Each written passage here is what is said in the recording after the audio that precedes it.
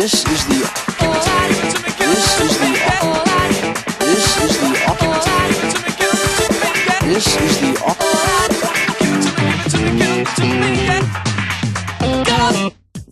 Hey there, everybody. Welcome to Say It Right, a program which will help cure your language ailments. Do you have bruises and cuts from falling along the language learning path? Do you need urgent care to help heal those language scrapes?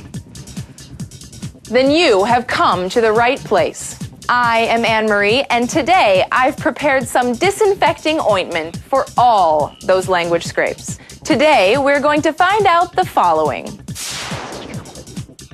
Why the question, how do you do, doesn't need any positive or negative answer, as opposed to, how are you?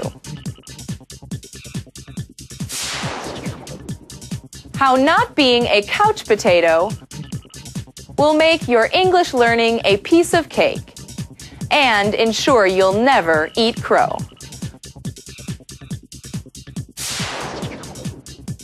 Why Americans trust a shy rodent more than a serious weather forecast and ask him for an advice at the end of winter. Listen carefully and your language will heal immediately. My remedies have been made just for you. Let's take a pill of knowledge.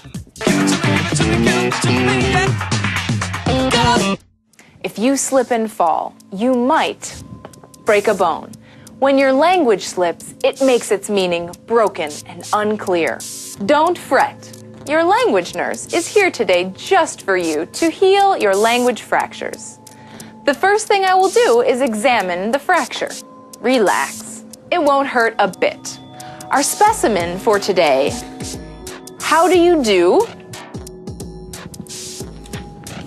And how are you? Let's begin with how do you do? It's a usual greeting. Let's see here. Start wrapping him up. For example, you meet a new person and he greets you with a friendly how do you do? But it's not a question at all. Actually, it means hello or nice to meet you. A good response would be how do you do or pleased to meet you. Remember, we only use how do you do the first time we meet someone. And it is much more common in Britain than in America. So, how is this different from how are you? How are you is a question. It is used every day in many different situations to find out how someone is feeling. A simple, I'm fine thanks, how about you, would be a perfect answer. Remember, we say how do you do when meeting someone for the first time. As for how are you, thank you, we say when addressing any person to find out how he or she is feeling. Now, we've got that break all wrapped up. Be careful, don't slip on these. The difference in usage of these phrases is quite important. I can see you've got it now. So, let's get a little something to reinforce your language bones. How about a dose of vitamins? Has your language been depleted of all your creative vitamins? Well, then it's your day, because I'm here to breathe some new life into your vocabulary. Let's get started. Picture this. Thank you. It's winter. The weather is terrible. The days are so gloomy. You just turn into a couch potato, sitting at home all day.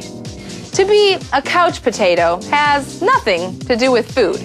It actually means you are lazy and sit at home doing nothing. Ah, thank you. So, you are watching TV and you see a commercial for a computer program that is supposed to make studying English, what do we call it? Perfect. A piece of cake. Thus, a piece of cake means that something is very simple to do. Great. Delicious piece of cake. You order the program and brag to all your friends that your English will be much better than theirs in no time. But it turns out to be not exactly what you thought. And the worst thing of all, worst, very worst, is that you have to, how terrible, eat crow. It means to tell somebody that you were wrong. As you probably guessed, to eat crow means to admit that you were wrong about something. Oh, how terrible. Oh. So, don't be a couch potato. Travel, socialize, and then English learning will be a piece of cake.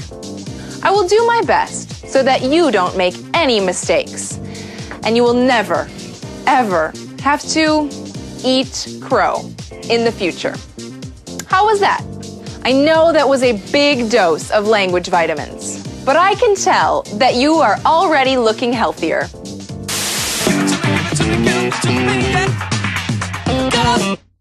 It is time for meditation.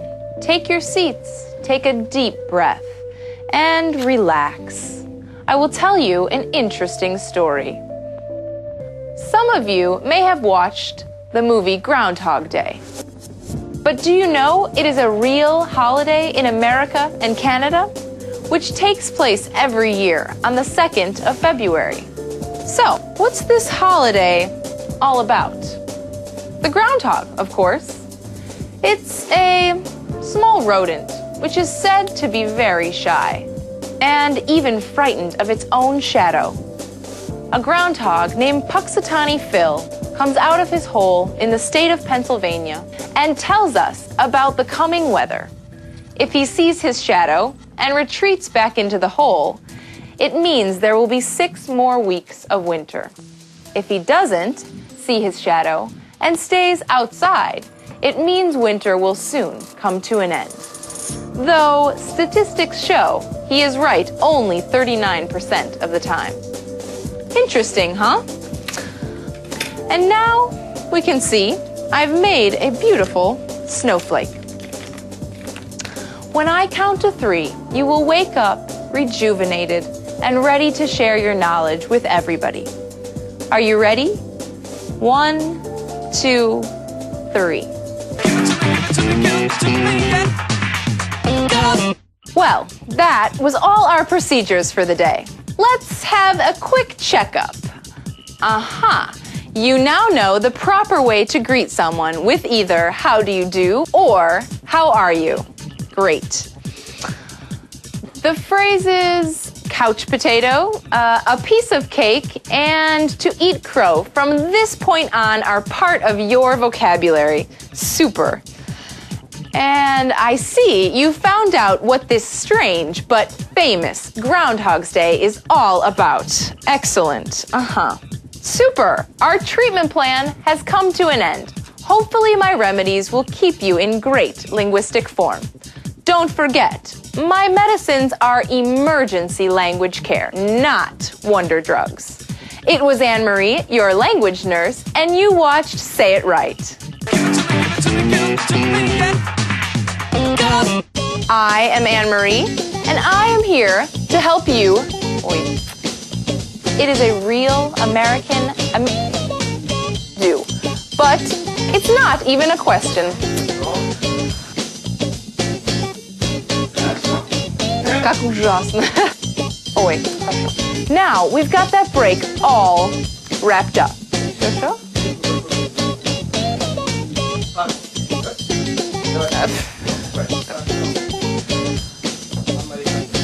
Нормально, я не так хорошо это сделала, но там. Спасибо, хорошо. Женечка, что у нас ты что, сжал? У меня